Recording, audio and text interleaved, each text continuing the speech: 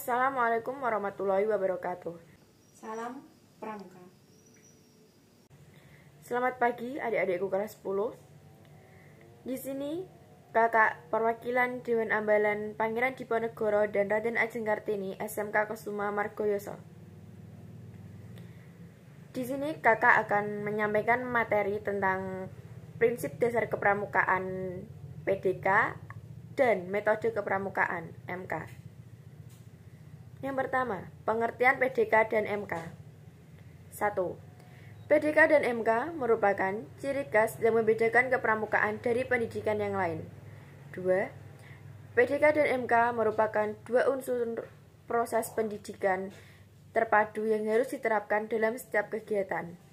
3. PDK dan MK dilaksanakan dengan kepentingan, kebutuhan, situasi, kondisi peserta didik, serta masyarakat.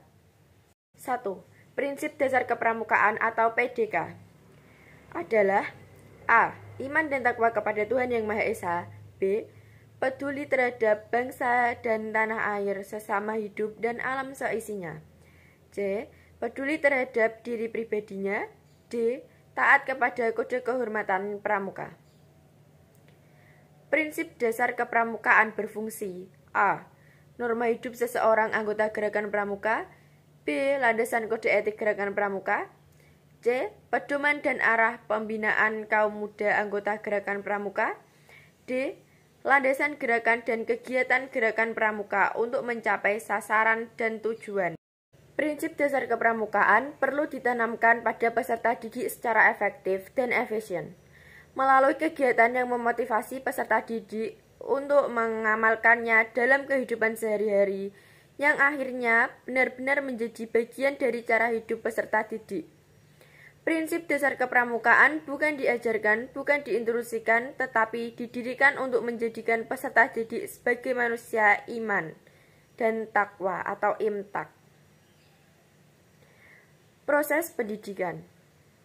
Dalam setiap kegiatan, prinsip dasar kepramukaan harus selalu diterapkan, dirasakan peserta didik, dilakukan peserta didik secara sadar. Harus ada yang pantas atau berharga untuk ditiru peserta didik dalam menerapkan prinsip dasar kepramukaan sebagai norma hidup.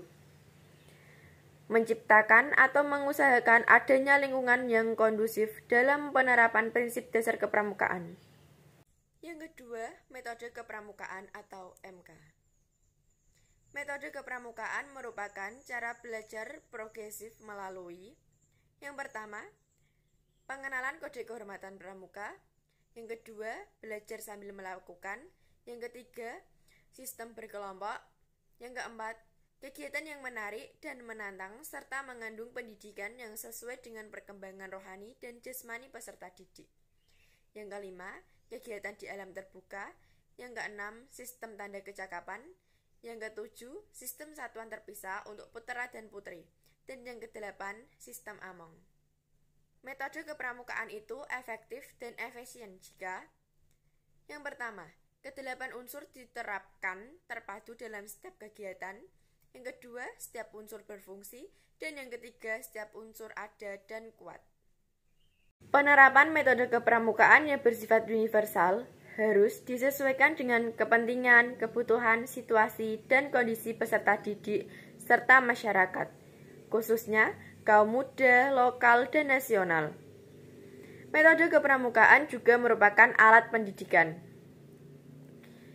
Sebagai alat pendidikan, penerapan kode kehormatan dalam metode kepramukaan pada hakikatnya merupakan cara belajar sambil melakukan atau berbuat.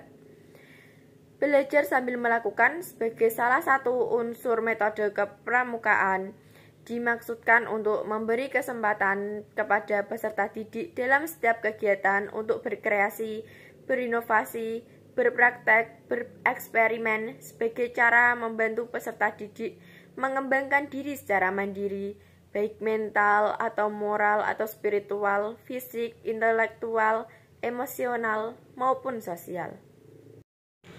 Nah, itulah sedikit materi tentang prinsip dasar kepramukaan dan metode kepramukaan.